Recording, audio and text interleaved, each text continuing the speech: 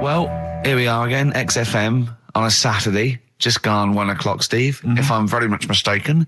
But we're not here as such. We're away again, gallivanting around. We've got to do the special sort of best of again. Okay. Which we did a few weeks ago. So this is the best of the last 3 weeks. Which I think is, I think it's the best 3 weeks we've ever had. But I'd like it condensed into 2 hours. Yeah. Yeah, some great music as well in there. Yeah, there'll be some great music interspersed with fine chat that you've already heard. Yeah. Except this bit. This bit's new. We've actually, out of the kindness of our heart, we've come in last week. Yeah, yeah. And we've done a few clips just because we felt a bit guilty about shooting off. Yeah. Even now, having heard this link, I'm beginning to wonder if it was worth our time. Yeah. Well, should we play a classic link? Let's play what from the last 3 weeks. After this is Feeder. All right, so here's the first bit. Now listen, I'll give this one. This is an easy one. Now just think, right? Think just what it means. They're not that hidden. They're not that cryptic. Just think what this means, okay? Okay. When the hares addressed a public meeting and claimed that all should have fair shares, the lions answered, "A good speech, hairy feet, but it lacks claws and teeth such as we have." How would you use that? No. What do you think that means? This is translated from the, I don't know, Greek or something. I don't know. It was Aesop. Where's he from? Greek. Yeah. So shall I do it in my own language? Okay. So what would happen if there's hares and they have a meeting in the jungle with like loads of lions and go, "Hey, hold on, wait a minute. I think we should all be equal and share everything, all right?" And the lions go, "Well, yeah, it's easy for you to say. We've got claws and teeth." Yeah. What does that mean? It's saying like, of course the hares want that because it's better for them. The lions get nothing out of it because they're already king of the jungle. That's right. So it's negotiating from weakness. Anyone can negotiate from strength, but negotiating from weakness is it's be lovely. It's a lovely utopian look at the animal kingdom. But the way you said it is better than the way they worded it. Well, that's because Ricky's very much the modern Aesop. Many people have thought that. That's why he's getting a lot of awards with the TV show.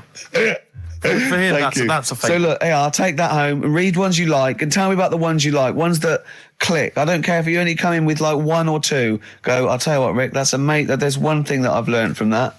Because sometimes you can know all these phrases and until something happens, you don't think, everyone's heard, to, I don't know, to err is human, to forgive divine. And then something, might happen, and you go, oh, that's what that means. That's amazing. So, Do you know any, Steve, offhand? What's that? A fable. Well, I would imagine that the most famous one I've always remembered is the lion with the thing in its hoof. Do you remember that? Paw. The lion, yeah, with the spike in its paw, and a smaller animal gets out for it, but it still attacks it anyway. Well, that's life, isn't it?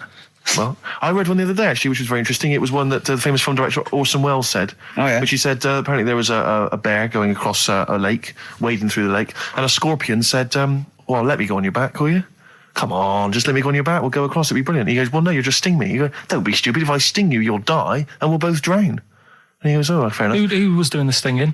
The scorpion. Right, okay. Yeah. And the bear's wading through the water. Yeah. So the scorpion jumps on the back, and they wade through the water, and halfway across, the scorpion stings the bear. And the bear goes, well, we're both going to die now. He goes, yeah, it's my nature. I thought he was going to say, I can swim. Oh, you're the best. What's the one about... Does that mean anything to you? It's my nature, i.e., that's in my nature. That's the way it is. That's what I do. Yeah, I'm a scorpion. Yeah, one of my favourite ones. These don't mean anything to you, do they? What I'm saying is you're not impressed by them. They're all right. What about this? What about this one? Don't trust bears. Here's one of my favourites. What? He said, well, why not just say, don't trust bears? The bear's the one that was too trustworthy. Don't trust scorpions. Yeah. Right. Here's one of my favourite ones of all time, okay? A lion is dying. It's an old lion. He's in the front of his cave, and all the animals come around, like the foxes and the hyenas and the rabbits, and they're all taking the piss out of him, and they're laughing at him, and they're laughing and going, "You can't fight us now," kind of. And just before he dies, he goes, "Fine, but I was a lion once." What does that mean? Don't know. Well, he's saying it's better to have lived and had what I had, because I was great, if only for a short time, and you lot are still alive, but you're nothing. You're rabbits and hares. I was a lion once, so I'm Are they happy. always using animals for these stories? Well, yeah, I could change it to refrigerators and household appliances if it would make it help, but animals, I remember the one about being ill a lot, and you say something about go on. If you keep doing that, if you keep having time off, well, I won't believe you. That's the boy who cried wolf. Is Yeah. that right? Yeah. Do you know that one? Have you heard the famous one? This is probably the most powerful one. When you're pulling a face, and they say, well, if you Wind keep doing that, the wind changes. I've You heard gotta stay that. like that. Because that's scientifically proven. That is. That can happen. That can happen. Should we have hip hop hooray? Yeah. Are you queued up for that? No, but go on, you... Carl, sort it out, mate. I was going to... No, come on, this is what I asked you to play, mate. If you've not, you're getting too big for your boots now with your showbiz lifestyle. You're not paying attention, are you? You're not playing the record if we want you to play it. Heat magazine's favourite. Yeah. Okay, so, you dropped that, you've CD now, embarrassed that's yourself. clumsy. Oh. You're, with the big I name can't DJs believe you're not... to him. Oh, Fables are great. He's not impressed, is he, Rick? No, I am. I mean, once I take this book home tonight and that, have a read, I might change my mind on them next week. You're coming all stressed. I'm not impressed with the ones you've been talking about, I must admit. Okay. Coldplay, The Scientist on XFM 104.9. Right, competition, isn't it? No, it's Educating Ricky Part 2. Oh, is it? Yep. I wasn't even listening. He's doing all the work, I wasn't even listening. Oh, and he spilled some water down that. Right, what's this one again then? Right. What's the teaser headline? Teaser headline is, What's Tomato with You? Brilliant. Yeah? Go on. How excited were you when you came up with that? You couldn't wait to come in and tell us, could you? I think it's a good one because you won't forget it now, will you? I mean, like the worm one. What's so special about the worm? A lot of people think that if you cut a worm in half, two worms will grow, but no. What happens is if you cut the head end slightly nearer the tail than the head, the tail will die, but the worm with the head will be okay. So, it's exploded a myth. And taught me something. Right, so the second one, part 2 of Educating Ricky. What's Tomato with You? Yeah. What this one's about is, ages ago... This is scientific. There's never a date. There's never a country, a location. Okay, settle down, children. This is A-level history. Right. Once upon a time. Yeah. When a mental place with swords was a king. Forget his name, but he was a loony. And it was literally ages ago. Yeah. So, good luck in the exam. Yeah. Right. So, all right, many years ago. Oh, yeah. Cleared that up. Go on. They thought tomatoes were poisonous. Right? Okay. Because what Hold on, are they going to be proved wrong at the end of this story? Well, because I don't want to give away the ending, but is it something to do with the... Are they poisonous tomatoes? No. Oh, you're having a laugh. I don't believe it. Go on. They could have been eating tomatoes all this time. Oh, Steve, what's tomato with you anyway? Okay, so hang on a minute. Let's just recap quickly. Many years ago, when people thought tomatoes were poisonous. Yeah. Go on, Well, they didn't know they were poisonous then because they were still eating them. But what was happening? But they're not poisonous.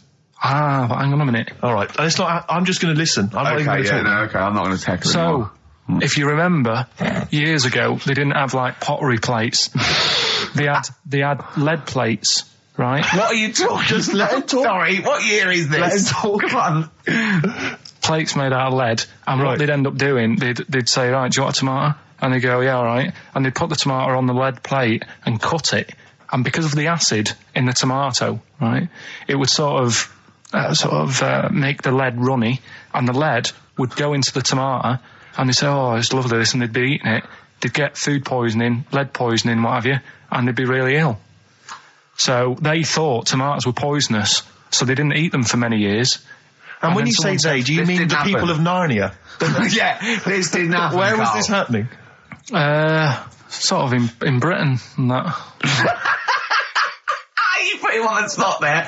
Oh, I hope there's no uppity pupils at this school when they go, what do you mean, sir? Oh, if you're going to... Oh, I'm fed up with you. Do you understand?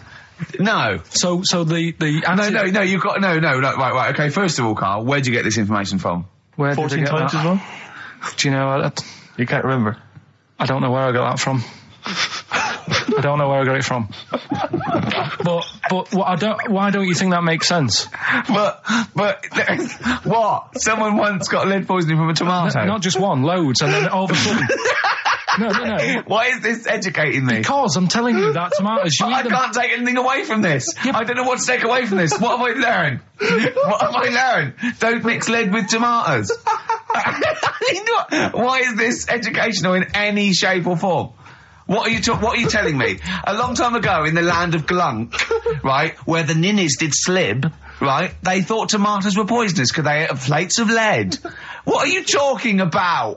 Yeah, but we all know tomatoes aren't poisonous. Is that what we're taking from the story? Is that the moral of the story? Don't believe these people that I'd never heard of before. What are you talking about, Carl? I think it's a bit weird. It's a bit weird, yeah. It's the same people that were spreading those malicious worm rumours.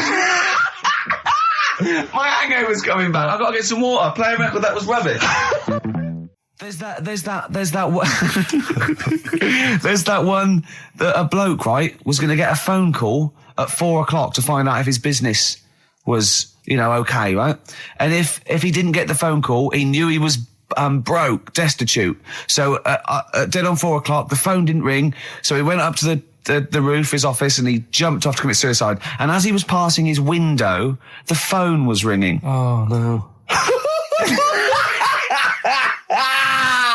Carl, it didn't happen. Didn't happen. Think it through. Who told that story? Who told that story?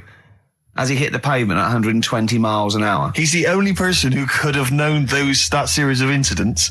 Also, why didn't he wait? As his life's at stake, why didn't he wait till 5 past? I'm going to give it 5 minutes just in case. Just in case the lines are busy. Yeah. And what sort of bloke goes, I'll call you at 4, okay, if your business... Well, call me anyway. No. If I don't call exactly 4, then, you commit suicide. Commit suicide. I would, because if I don't call at 4, that's the end of it.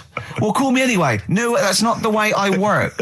Why can't you just call me and tell me the other way? Well, I'm telling you how I do it. If you're bust, I don't call. Can't you just call to verify in case something goes wrong? What if it's engaged? It won't be engaged. Just commit suicide at 4, please. It didn't happen, Carl. This is the Best Of Show on XFM 104.9. I'm Ricky Gervais, with me, Stephen Merchant. Yes. I hope you're enjoying the Best Of. I know what you're thinking. If this is the best, my Christ, what was the rest like? Well, we'll be back in a week's time, so you can... judge it for yourself live. But anyway, in the meantime, this is one of the best clips I've ever heard. Oh, I'm laughing just thinking about what it might be. XFM 104.9, I'm Ricky Gervais, with me, Steve Merchant, Karl Pilkington. Steve. Well, we were talking about the news just now, and there was a story I heard in the week. I think it was on the radio, and I don't know all the details, but what I heard was that a number of, I think it was Falkland, maybe Gulf War veterans were, I think, suing or complaining to the government because they wanted compensation for post-traumatic stress disorder. Now, I don't know all the ins and outs of it, but it seems to me that if you're in the army and you're a soldier, a certain degree of trauma is kind of inevitable. I mean, after all, if you're any good at your job, you are going to see people getting killed. So I don't understand what the ins and outs of it are. I don't know why. No, if nobody came back and Tony Blair met him and go, all right, well, not really, no. Go on, what's the matter? Well, there was people shooting at us and everything, it was all muddy. Well, calm down, don't cry. Well, I will cry. There was a drill sergeant just kept shouting, saying, "Look at you, stupid boy, where's this gun's not clean?" I just cleaned the gun and it was fine, and now he's telling me to clean it again. Yeah, and the boots, they were shiny. Fine, he was shiny. He's got to do that, it's more distant. His neck was as big as his head. Well, yeah, but you don't know what I don't know what the ins and outs of it are, but... what you got to do is make sure you know what you're going into. That's what I do. You got to check the small print. So if I was, going over to the Falklands or, the Gulf, I'd put my hand and go, will it be horrible? I go, you hit the back, yes? Will it be horrible? It will be horrible, yes. It will be horrible. There will be shooting and lots of death and everything. I go, right, I'm not going to go. And they go, okay then. Okay. That should be fine, yeah. Should be fine, yeah. Just like that. Is anyone else scared about this? Pretty much all of us. Okay, then we won't send anyone then. My brother went into the army, right? Because he couldn't get a normal job. And my dad said, if you don't get a job by such a date, that's it, son, you're going in the army. And when was the Falklands? Was it about 81? Right. And he joined back in 81 or something. And he I don't know, he was in Aldershot or something. Oh yeah. And he wrote back to my mum saying, a bad time to join, bad time in this. So she wrote... What about that? Join, that's so sweet, Carl, isn't it? That's like, dear Dad, yeah, well done. Don't know if you've noticed. Yeah, I was on the dole, that's for sure. Thank you for joining a month before the Belgrano. Anyway, go on. My mum called up, spoke to the sergeant, and said, "Can you leave him out of this one?" Can you leave him out of this one? What, the Falkland War? He's only just joined, and she called him Chuck, which he got done for.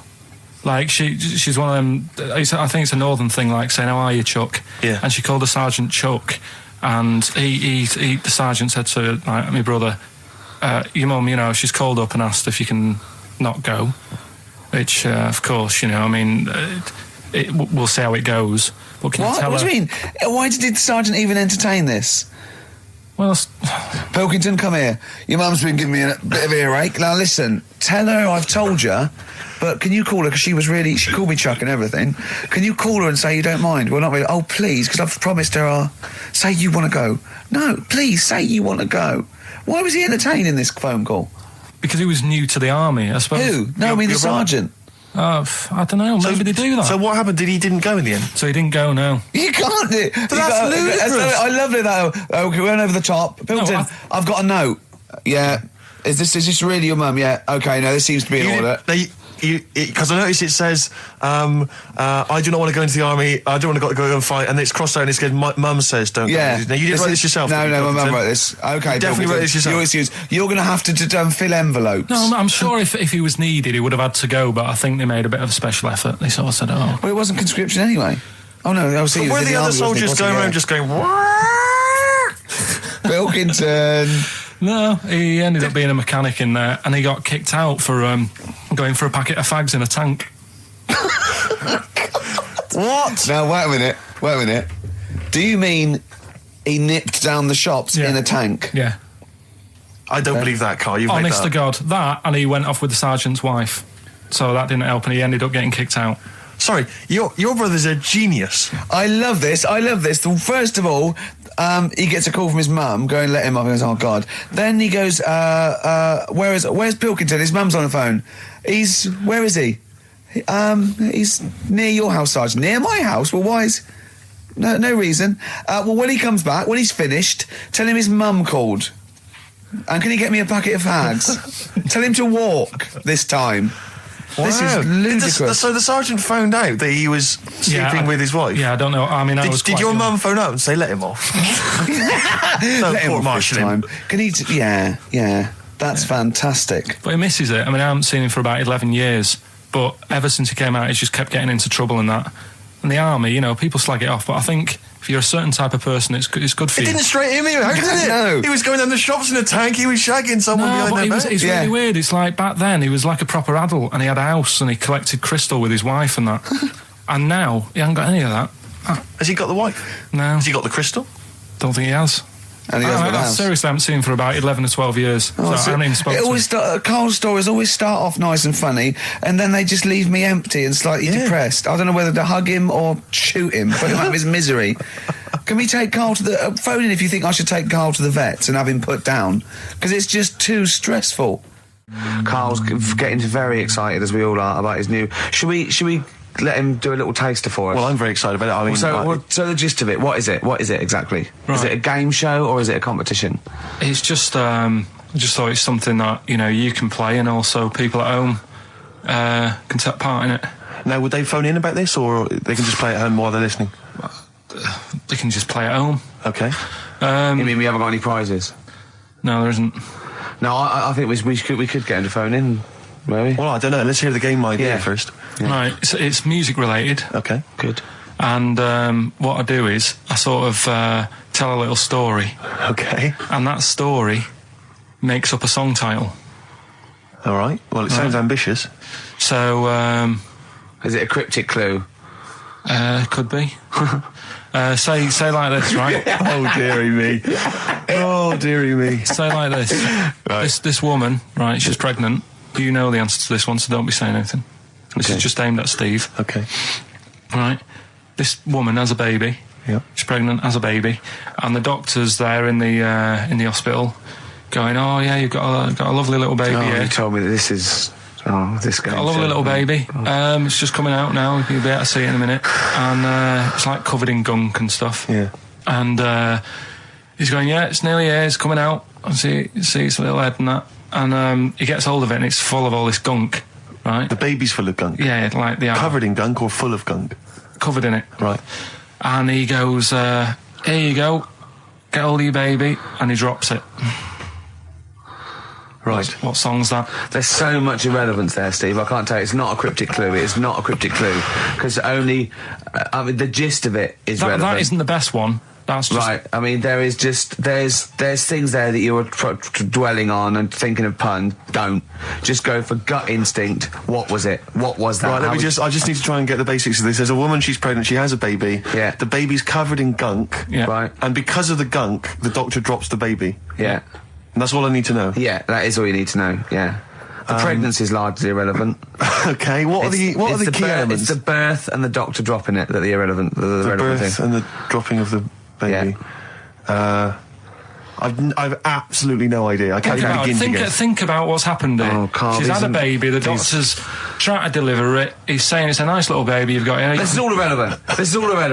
Right, let me tell you this. So just to be fair to Steve, so he can get into your mind. Right, this is not a traditional cryptic clue, logical problem or other. This is Carl. What song am I thinking of? Right, that is Underworld, Born Slippy. I have to say, actually, that makes textbook sense. Yeah. No, that does actually. No, I'm sorry. Do you like all the story about it's all right, you can see it in a minute. Oh, it's just covered in gunk. Yeah. No, I agree there is some extraneous detail, but I have to say... Yeah. Born was good, because it was... That's the look of it. Was Born was good, yeah. And Born Slippy... no, I was quite impressed by that, Carl. I have to say, no, to be fair to you, I'm not just patronising you. Oh, well, wow. I actually think that was really good, and I disrespect Ricky Gervais for slagging that off, because I actually think that was quite good. Well, let's go ahead with it then. I feel we could maybe open this up to email correspondence or okay, or the let's phone go line. for it then. Okay, this is Karl Pilkington's new game show idea.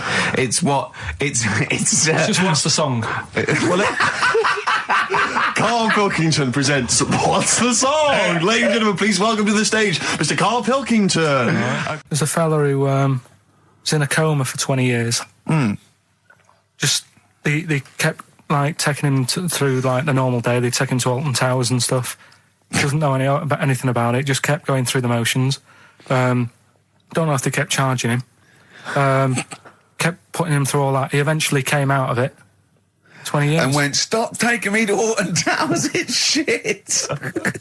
I just thought, imagine how much post he had. Eh? How much post?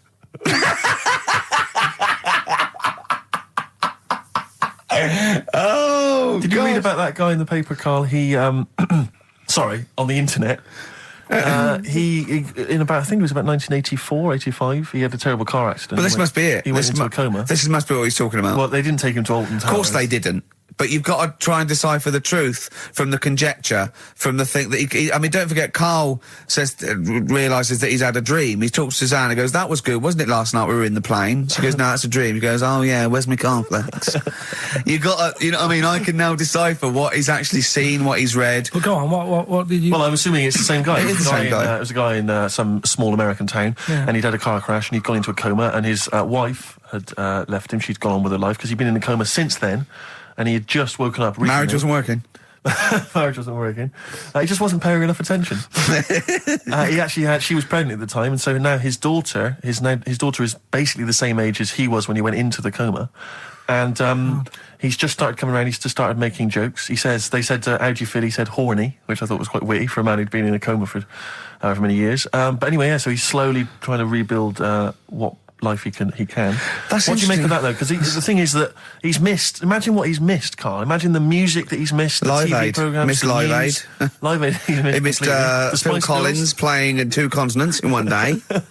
Frankly, I'd be devastated if I discovered that. Missed Bros. Yeah. Yeah, so he doesn't. So he put on ripped jeans and they go passe. They just have to send him a series of those I Love 1986 programs with Kate Thornton filling him in on what he's missed. Peter Kay reminding him of space operas. Yeah, he remembers those. Talking rubbish. Yeah. So extraordinary, though, isn't it, Carl, to think? No, obviously. So had he aged much? Because he hadn't had any problems or anything. No worries. Well, he probably wouldn't have physiologically, he probably wouldn't have the wear and tear of a 43-year-old man Was that a good because kid? he wouldn't have had sun, he wouldn't have had sort of nicotine, beer. Unless they were just feeding that to him. Yeah, anyway, Try and still, bring him round. yeah. So You'd feel groggy though, wouldn't you? yeah, you might feel a bit groggy. Yeah. Well, he's not fully back to normal. I mean, there's some kind of residual brain damage. Yeah. But nevertheless, he can form sentences. He's got no real memory, so he can't remember a lot of things. It was just when I saw Carl, it. have you been in an accident? You've been voting in all week, sending your emails. So here's the clips that you wanted. Okay, what's the next one? What's the educating Well, wiki? I don't know. See, like I say, I was looking around and there's stuff that is interesting. Right, I was looking on the web. But there's no point. Well, it's just that I found one about What's the point? about a lad who 8 years old, Yeah. but he's still breastfed. Now, I don't know if you can get anything out of that. Is that what his mum said?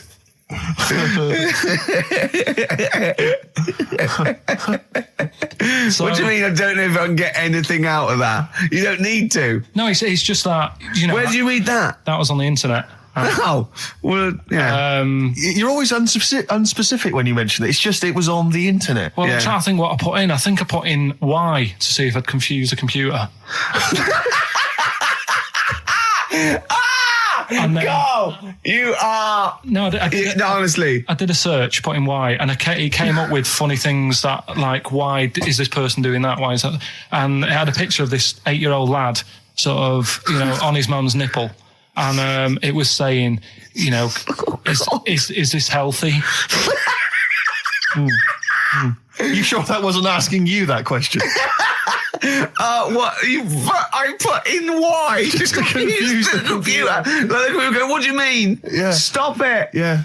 Oh, look, yeah. Last week, I was walking home with him, and I went, he was saying something stupid, and I went, I've got a competition for next week. Let's do a phone-in, and it's called Karl Pilkington, Genius or Fool. Yeah. Right? And he went, No. I went, why not? He went, well, it'd be confusing because they say there's no difference between genius and being a fool. They do that, don't they? No, but it's rubbish. And people say there's a fine line between madness and genius. And, you know, it's a ridiculous soundbite. They don't say there's a fine line between a genius and an idiot. Well, the people who do are idiots. Yeah. So what would you do there, though, just to sort of wrap that little thing up? What would you do? That lad loves his mum's milk. What are you asking me to come up with? No, I'm A just... title for the story? No. It's just what would you do?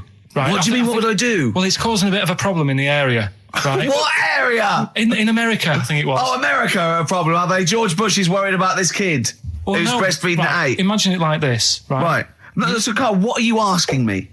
About this spurious story you saw on the internet? I saw on the internet, there's an Yeah. 8-year-old lad, he likes his mum's milk, Yeah. and it's saying, is this right? Should it No, be it's going not. on? But what What do you want Ricky to do about it? It's not his responsibility. Yeah. No, but the little town that he lives in, they're all causing an uproar, right?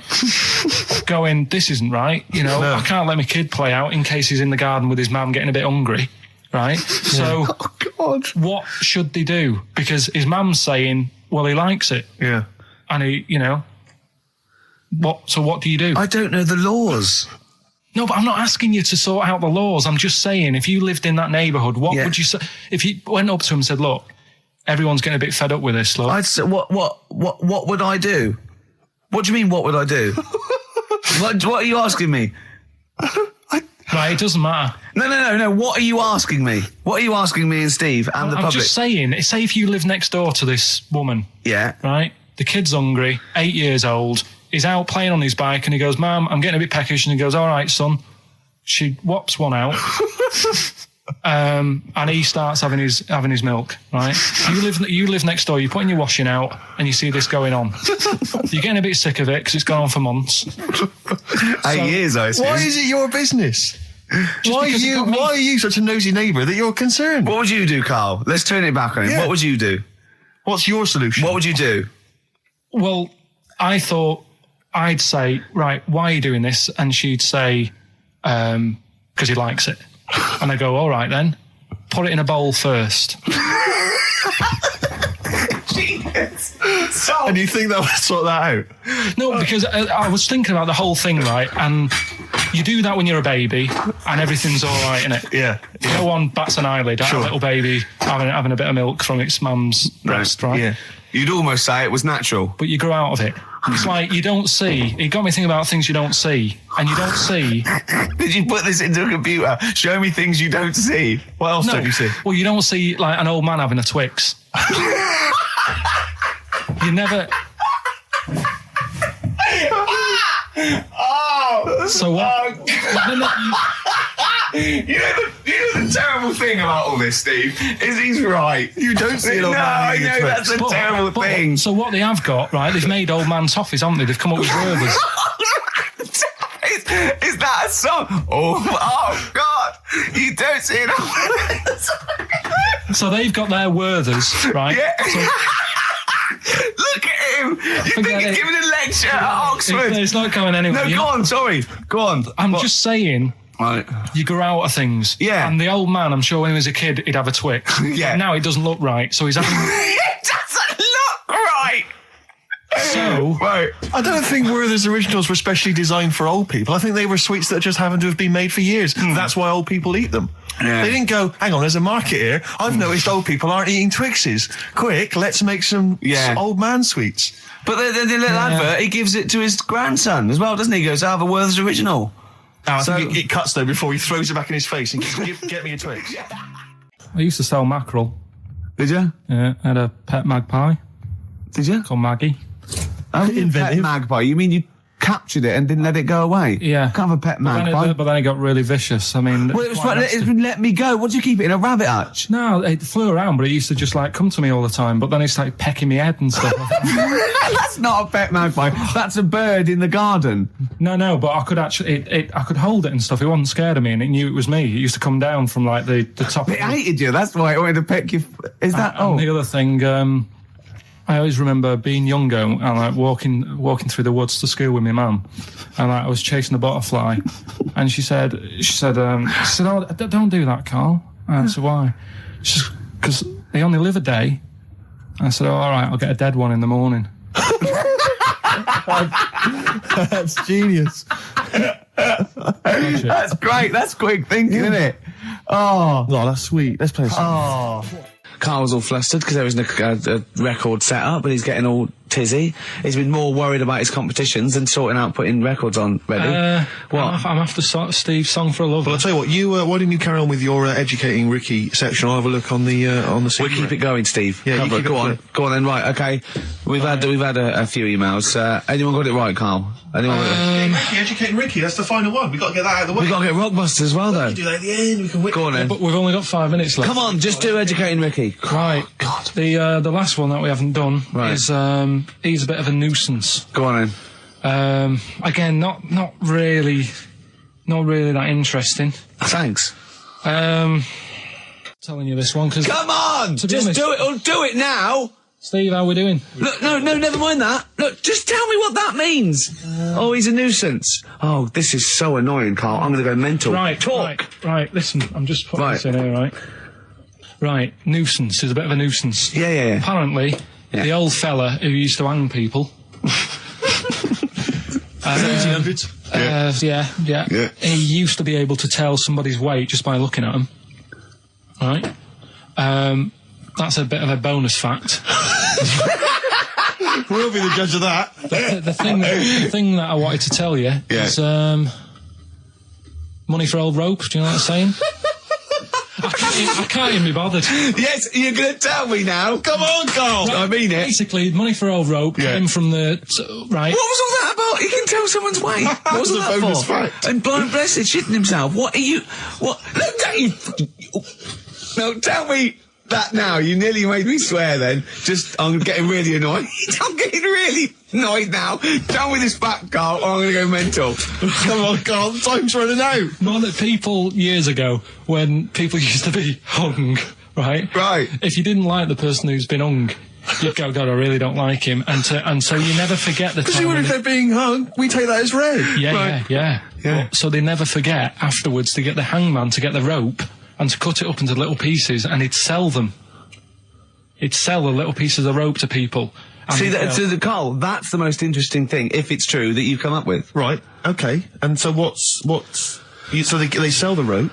They sell the rope, and it's money for old rope. Money for old rope. Meaning, like, you know, God, it's easy to make money. That all they have to do is cut it up and sell it. I'm cynical. I'm not so convinced. Right, listen, we're really tight. We haven't even got time for a last track. We've got an ad break, and we've got to give out. Okay, give the answers then. This is Right. ridiculous. All right, this is Carl, the producer of Ricky Gervais and Stephen Merchant on XFM 104.9. We're playing out some of the best bits. Hope you're enjoying it. Here's another one. I've got that feature Educating Ricky, which is a bit of a play on words as well. Right? Do you know the film, Steve? Educating Rita. Yeah. I see what you've done. Go on. I'm doing that, and I teach Ricky stuff. What do you teach me, Carl? Well, I've got a few different topics. Go on. Do you know, like how you taught me about Hitler and Che Guevara and Winston Churchill? Mm-hmm. I'm going to come in with topics every week, and this week I've got Ghosts? No, hanging bacon is one of the topics. Say that again. Hanging bacon. Hanging bacon. All the titles. Francis Bacon. No, all the titles are sort of named to sort of tease you and get you more interested in it. Hanging bacon. Well, you've certainly intrigued. Go on. What's another title one? Hairy Chinese kid. I'd go for that one. If there was a university degree with that title. Yeah, no, I'm going to go for hairy Chinese kid, And I think. the final one, Yeah. Alien gives man a beard. Right. Alien gives man a beard. I am going to burst. Right, listen, Carl, you've got to tell me. Right, first, let's do it in reverse No, we're not going to do it now anyway. What do you mean? We've got to do it now. This is the first interesting thing you've said in an hour. Okay, the listeners have just been subjected to rubbish and mistakes and everything for the last 6 months. Please, we've got to do Alien Gives Man a Beard. What is that? Tell us that. Right. Sorry, this is just you telling me something, is it? This feature is you telling me something. I'm teaching you something. Educating Ricky. Huh? So are we playing it now? We're already into this feature. Well into this feature, are we? Yeah, I suppose we are, yeah. Should there not be a jingle or something? Yeah, can we have a Well, there's jingle? no point, because look, I come up with ideas and you dismiss them straight away, so I'm not wasting my time making stuff. Right. If you don't like well, okay, it. let's play Educating Ricky. Right. Brilliant. Go. Right. So- Ding-a-ling-a-ling-a-ling-a-ling. Educating Ricky. Right, what are we going for then? Hanging the bacon, hairy Chinese kid, Alien Gives Man a Beard. I think Alien gives man a beard. I'd like all to the do time. that. Right, there's this fella, I think it happened in America, and he saw a bright light in the sky. And God, if you're bored. he stood there. This is a true story, is it? Yeah.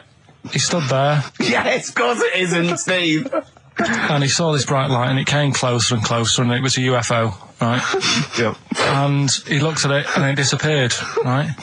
And he gets back in his car, He looks in the mirror. and he looks in the mirror. Yep. He's only got a beard. He has. You sure it wasn't someone else who got in the car and he was still standing out there? Right? What? And it turned out, Yeah. he got home and said to his wife or his girlfriend, it's a bit weird. So I just got out of the car to look at a bright light, and I got back in the car and I grew a beard, and she said, never mind your beard, where have you been for 3 days? And what had happened is... He passed out because he was pissed. No. The UFO had taken him for 3 days. Yeah. But he'd only thought that he'd only looked at it and it went away. Yeah. But what had happened is he took him and Yeah. he grew a beard because he hasn't had a shave. Right, okay. I mean, was Will Smith or Tommy Lee Jones anything to do with this at all? Did you see this on a video maybe and thought it was an educational film? No, it's from a book that some kind person sent in to me. Here. Can I just ask again? Just again. I'm just throwing this right back at you. Do you think there's any other possible answer here? Right? A man is absent for 3 days from home. He's the grown a length beard. of time that it could take to grow a beard, lest we forget. What if he hadn't actually seen a bright light in the sky? What if he was lying? What if he was lying? He got knocked unconscious. He'd had a car crash. Just any number lying. of other No, things. just lying. Or he was just lying. Yeah, he'd been on a bender, getting pissed for 3 days and that with was his his mates. excuse to his wife. And they went, Dennis, what are you going to tell your wife? Well, wait a minute. Wait a minute. You're not going to believe I was out with you, lads. Just say you're only away for a minute.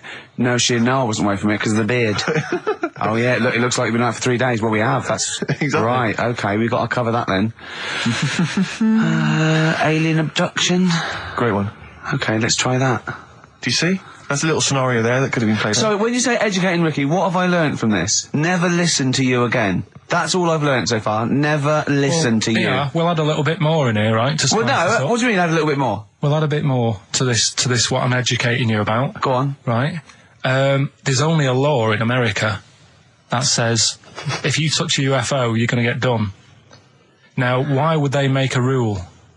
I don't know that. Do you know, like, all their rules have a code? Carl, I genuinely do not know what you're talking about. Right. Do you know, like, how here they might have... Do you know I what? have no idea. Right. Okay. Do you know, like, over here... I'm listening to Capital and these headphones.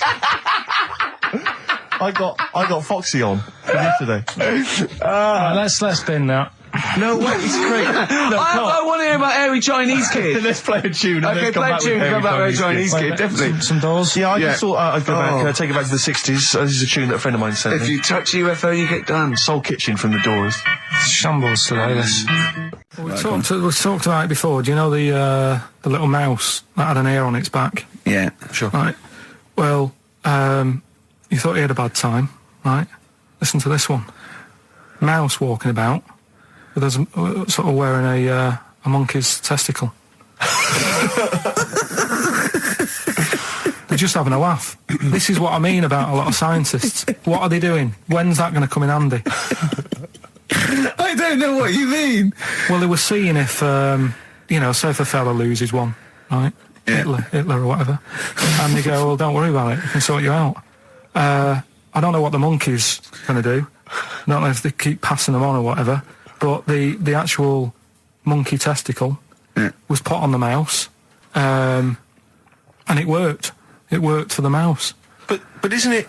I mean, isn't a monkey's testicle quite large in relation to a mouse? Would it not look like the mouse was on a space hopper or something? Oh, yeah, it didn't look good. Well, they didn't put it where its testicles would be. No, they did. They put it. Well, how could it walk then? The ear was on his back, so he could just get about.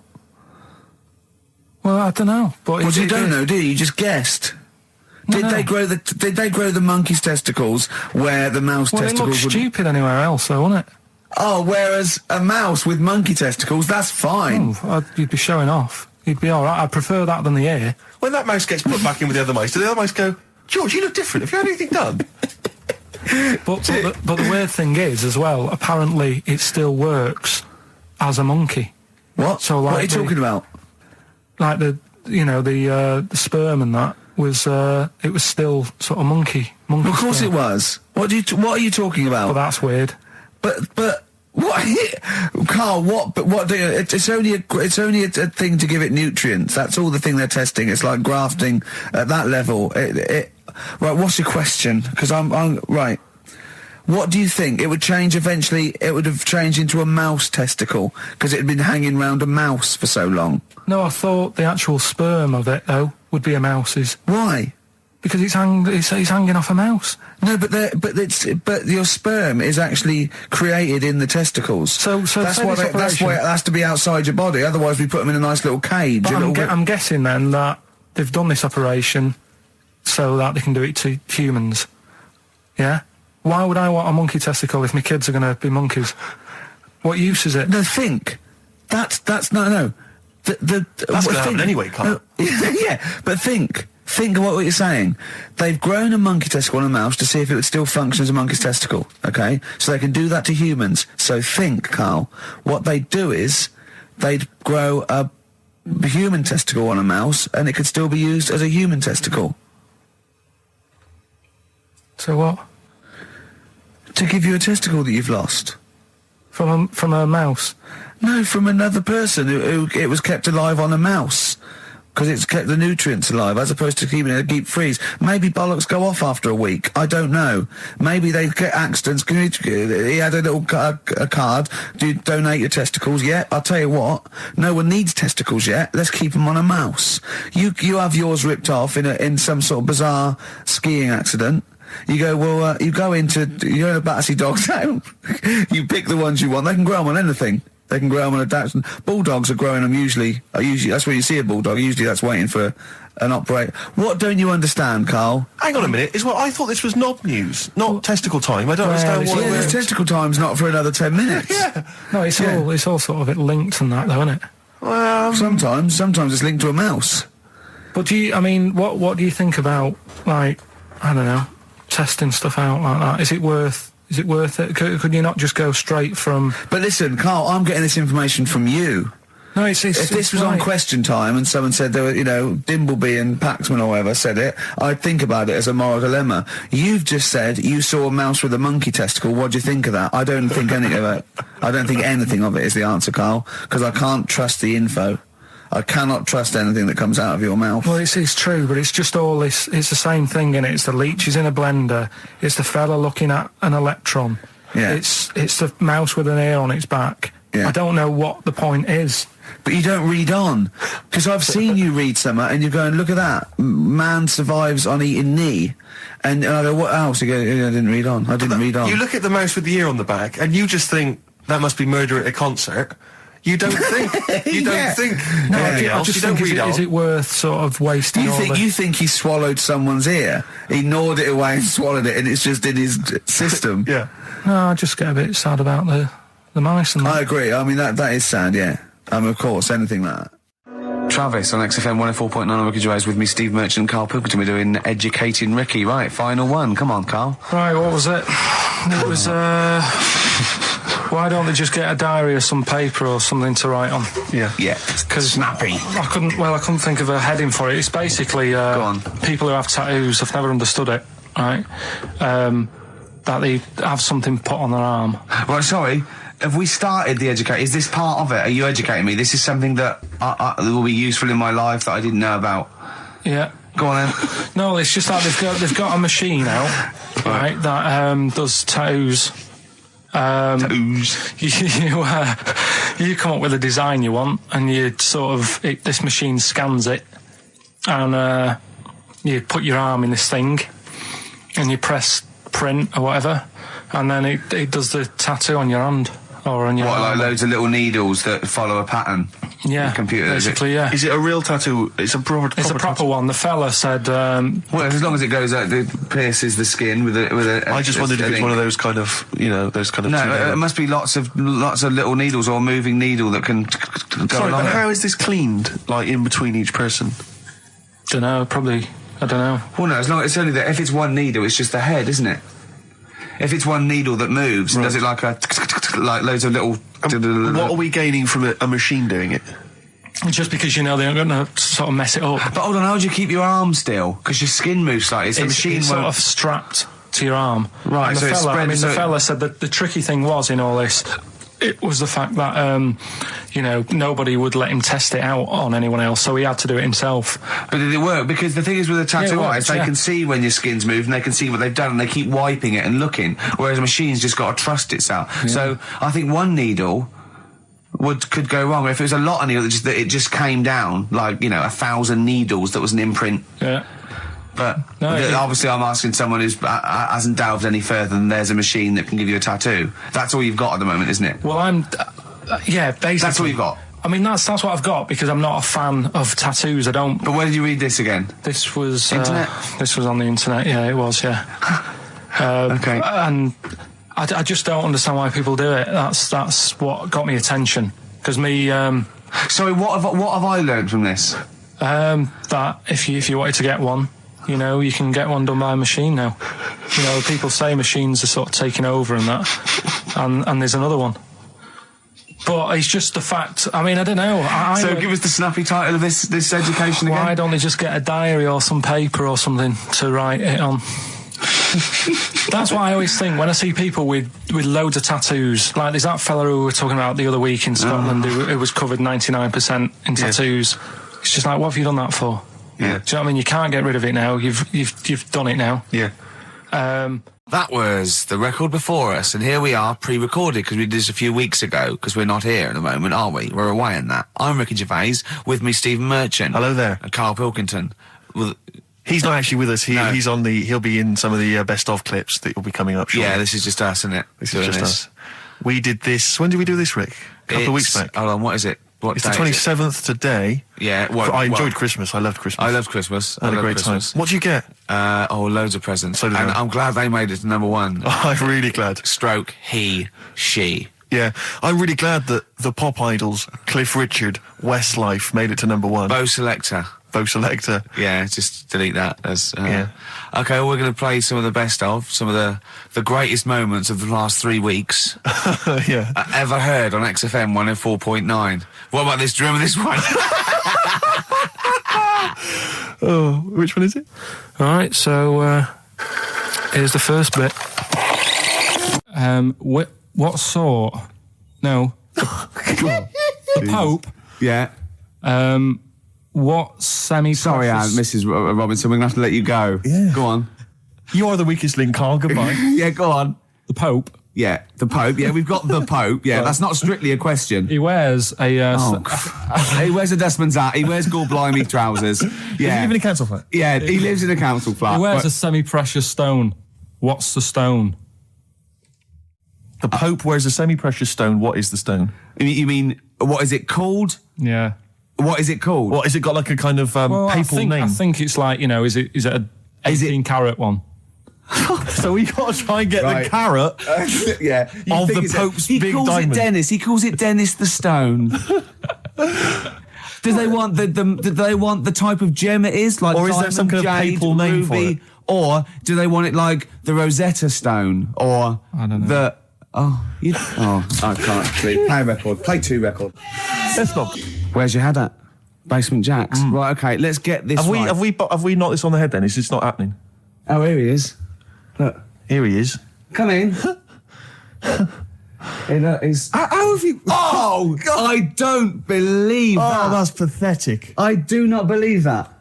That's absolutely pathetic. Now, they won't believe this, will they? No. Right, No. if I say that Jonathan Ross just got his massive member out, and he is a big lad, come and sit down. I've got your tickets, Mr. Gervais. Thank you. What's going on here then? I mean, why are you dropping off tickets? Well, because, in the spirit of the Comedy Awards, we like to have the rising young stars of the British Comedy That's Awards. right, and that's me. Well, we couldn't find any this year, so we've asked Ricky whether he would sit in the rising young star seat, and I wanted to deliver the tickets personally, so there's no excuses if he doesn't turn up later. Yeah. I always suspected that you were sort of pretty well endowed. Yeah. And now we've seen, it's on webcam. That was just one of my cocks. That's the one you're wearing today.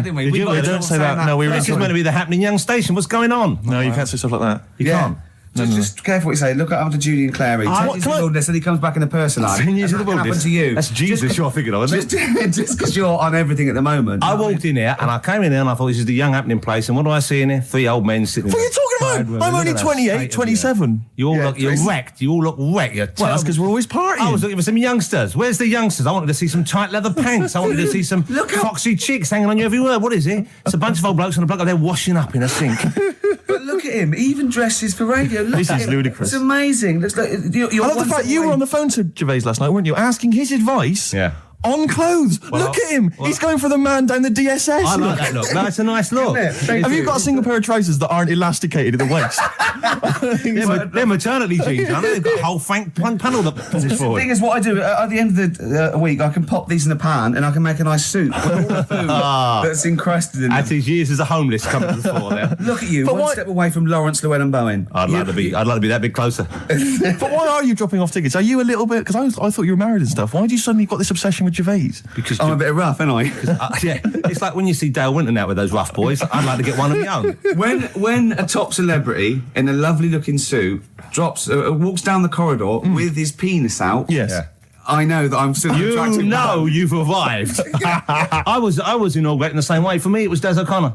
It's like it's the passing on of the baton, if I may use that euphemism. and you've been battened. But it's fantastic. Well, it's it gonna be- is a pleasure. I don't think I'm complacent just because I'm mixed with you. I still wake up and think, I don't believe it. I'm mates with Jono. Can I just point out one thing? Jono. I was listening to the show last week, and I heard you, as always, revealing a little too much about yourself, if you don't mind me saying so. Yeah. Steve tried. Not as much as you. No, but that was just for the benefit of the room. Yeah. And talking about when you used to occasionally urinate in the sink. Yeah. When you were around my house last time, and I came in... and you looked a bit shifty. No, please reassure me. It was more ownership. That I was like, I went to my territory, and then other people that come in, that go, has Gervais been round here? It's like just marking my territory. Because my coffee the next morning had a hazelnut tang to it that I don't remember putting in. Can I just say something? Because I mean, I used to, mention to you, Gervais, when we first started getting involved in the business. Yeah. I used to say, if there was one celebrity I'd like to be friends with, it's Jonathan Ross. Yeah. Lo and behold, Ricky's befriended Jonathan Ross. I'm nowhere to be seen. But Not Ricky invited round. Ricky told me that I could be his friend, providing I never extended the arm of friendship. Right. To you. Yeah, if you ever... I thought it's mad. He tries to keep everyone else down he works with, from the office, all the other shows. He tries to keep them down. I didn't even want you to come in. I wanted to meet you on the steps. Yeah. I didn't even want to tell you you were around. But you called. He went, who's that? And he saw your name come up and he went, well, can I meet him? Well, you're coming tonight, aren't you? This isn't Radio 2, by the way. These links are way too long. This is snappy radio. We have to play out... Yeah. You might The be kids have lost interest. But the kids want to hear Coldplay, Catatonia, You know what I like? Faceless. How about some more of that instantly forgettable hip-hop you play each week? One of those obscure hip-hop hooey. That's the worst feature on British radio. You should be ashamed of yourself. Wait a minute, I've heard your quiz on Radio 2. I said the hip-hop's had its day. You saw that one. Put it away. Put it away. I'm Carl. Carl, how you doing? I'm all right. Got a question for you. Quiet man. Got a question. Yeah. The Pope. Yeah. What semi-precious stone does the Pope wear? It's easy. Go on. Topaz. Is that the right answer? I don't know. I might have wrote it down. I'm really sorry, Jonathan. It's not what he publicly admits to, but I have to know because I was hanging out with him at the Groucho one night, and he was saying, "Oh, look at this, look at that topaz. Go and buy that. Look at that. Vatican City. Look at that. We can make a nice ring out of that." He said. Didn't go anywhere, but thanks for asking. I better go. I've got to go. I've got to go and buy some winkle pickers. Thank you very much. Okay. Enjoy Nice to meet it. you, Stephen. Carl, I wish I could say it'd been a pleasure, but actually it was quite creepy. See you later. So we just had a text here that says, and I don't know what truth there is in this, as ever, but John says there is apparently a nude bike ride today in Hyde Park. Now, I can't believe that's the case, because I don't think it's allowed, is it? You can't ride around with your veg, can you? I don't know. Why would you want to? Well, good point. On a bike. On a bike, I like the fact that that's what disgusts him. I want. Do you know what? If we did appeal for a nudist to call in, I'd want a very specific sort. I want a German nudist, a middle-aged man called Helmut. Okay. If there is any, or the closest one to it. So I want a middle-aged man from Germany. If your name is Helmut, you're in. But I'll accept Hans. Carl would be good, wouldn't it? All right. Yeah. I think I'm wondering if the age might. Maybe we could we broaden that Okay, a just little a German nudist bloke. Right. Can he at least be fat? Can I find a fat German fella? If your name's Helmut, we're going to give you a big prize. Yeah. But, any fat German fella who likes to get his sausage out. Sure. Okay? It's sauerkraut. Yeah. What's the phone number? 0871 222 1049. It'd be good just to get an email or a text over the contact, wouldn't it? And then I can just call them up in the week. Sure. And 83936 is the text number. I don't know what our audience demographic pans out like, Rick, but I'm suspecting that's probably a fairly small fraction of our listenership. I know, but there must be someone out there. If you nudists. know a fat German who likes to get his tackle out, phones are going. Straight away. Just answer it, Carl. Just answer it. Just pot light. it could be anything. Well, just see what it is. To be fair, it could be a nutter. But just say hello. Just tell your turn. It's not straight away. He'll stay there, won't he? He'll stay there. Well, answer it. Let's Answer leave it. Leave it. Answer it. Oh, you see this? It's gone. It's gone. There you go. He bottled it. So, just as well. Well, you took too long to answer it. There's a vicar in Australia who's started sort of doing his services and all that in nude. Hot, isn't it, out there? Yeah, Where'd you but get the churches aren't. Churches are pretty cold. It was on some website. Of course it was. Yep. Just saying about a vicar and that who's there's a lot of nudists and that who want to get married. Do it, don't mess about with the wedding dress and that. Just snip up. Cheaper, isn't it? Well, I suppose it's so. I suppose if you believe in God, you believe that that's the way to be in it, because Adam and Eve and that. Yeah, but then in Adam and Eve, the shame made us dress up, didn't it? Yeah. Eating the apple and things. Yeah, but God didn't want that, did he? No, he wanted to see it all. He was loving it. He was having a whale of a time getting a life full of all of that, and then the snake said, cover yourself up. Stitched him right up. The brilliant Blur, Out of Time on XFM 104.9. One of my post-Christmas. favourite singles of the year, and that's another thing. We'll be playing our favourite singles of the year, as well as our favourite clips of our own show. Rick, I imagine if people have got a bit of Christmas money, they're wondering what they can spend it on. Office DVD. Well, other than that, these guys have got some ideas. What, adverts? Brilliant. Ooh, those boys can rock there. That's the Guns with All Their Roses and Sweet Child of Mine. On XFM 104.9. I enjoyed that. Yeah. That was good. It rocks. I hope the audience was playing it loud like us. Yeah. Ricky Gervais, Steve Merchant, Karl Pilkington. Well, look at him yawning. How rude is that? Carl, what's wrong with you, man? Have you been up late? A little bit. Girlfriend was away, wasn't she, yesterday? Yeah, I always have a problem with that. I always have, because you don't go to bed, do you, early? Do you know what I mean? You sort of think, I just always find that thing that if, you're used to living with someone, one of you will go, let's go to bed, then you'll go, all right. But when you're on your own, you go, You just forget to go to bed. I just stay up. Okay, stop eating now, Carl. You've ate all the food. That's just a plate. All right. Okay. Yeah. No, I stayed up and watched, there was a thing on about Dracula. Right. What, Dracula? And I found a flaw in it. Go on. Not the fact that he's the living dead and and drinks blood to stay alive and he doesn't reflect And he can in turn into a mirrors. bat. Well, And you can go on. the mirror thing, you can't look in mirrors, can he? Well, he can look in mirrors, but he can't see himself in a mirror. Yeah. Well, it still doesn't work. Go on. Go on. It doesn't work at all, Carl. It doesn't work. Go anyway. on. No. Well, Centre parting's always really neat. His centre parting's always... how does he do it if he can't look in the mirror? Blood on the floor or something it was called. Rubbish. I love the flaw in the Dracula film is that his centre parting's too neat. How did he do it without a mirror? Oh. Was it a documentary about Dracula? No, Yeah, there was the real it's Dracula. The real called- Dracula. Yeah, the real Dracula, the It's true just a story. film. It had blood on the floor or something. It was called. Yeah. It's rubbish. We had a little lunch yesterday, didn't we? We did indeed. That was a nightmare. Yeah. I hate going out with you two. I was explaining to Carl, right? I like to excite Carl's imagination, right? And if it involves chimps or monkeys, all the better. Brains he likes, parts of the body, deformity. I know where to, what buttons to push.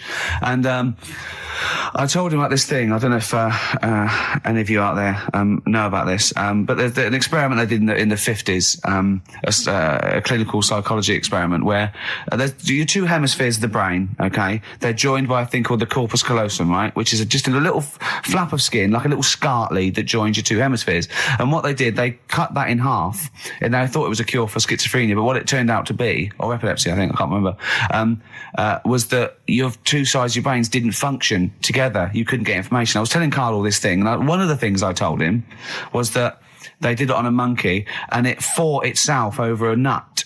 Like its right arm was connected, by its left lobe of the brain, and it was fighting over itself. And Carl went, instead of thinking this is amazing experiment, he went, would it have been happy if you'd given it two nuts? Yeah, I know. Well, you started off by explaining it, and I remember you mentioned, because I was watching the two of you as you were describing it to me, you said, of course, one side of the brain deals with symbolism, and as you said the word symbolism, I noticed Carl drift away from looking at you, pick up his mobile phone, and start pressing buttons randomly. And I thought it was the word symbolism that got him. And I noticed it took you just a moment longer. And I think the first thing you said was, when did I lose you? Yeah, I knew I'd lost him. It's extraordinary. And he doesn't even try to I disguise said it. nomenclature at one point as well. Right, yeah. And I knew I was dicey with death there. Yeah. But, Yeah. but I told you tried to look it up, didn't you, on the web? You didn't find anything about it, Yeah, did the you? spelling of it's what is it again? What's the word? Corpus callosum. Yeah, so I couldn't do it. No, it's no point. Yeah. Don't bother. Give up. Don't bother. Give up. So if anyone knows any interesting facts about that, I don't know. But yours hasn't been cut in half, has it, Carl? That would, again, might explain something. I'll tell you what we will be talking about later. I don't know if you're sort of aware of them, Steve. Go on. Bonobos. Oh, I don't know much about bonobos. I told him about he was looking for stuff. I said put in bonobo. He was having no luck with chimp, and they're a form of chimpanzee, but they're even closer to us, evolutionarily speaking. They've got their social groups are more like ours. They're more intelligent, and he was loving it, weren't you? So is it human bonobo Carl? Is that how it works on the evolutionary ladder? Chimp, Carl. Yeah. Yeah. Talking about them. So we're talking about bonobos. You're excited about that? Yeah, That's yeah. Coming up in Monkey News? No, I think it's a bit of a monkey bonus.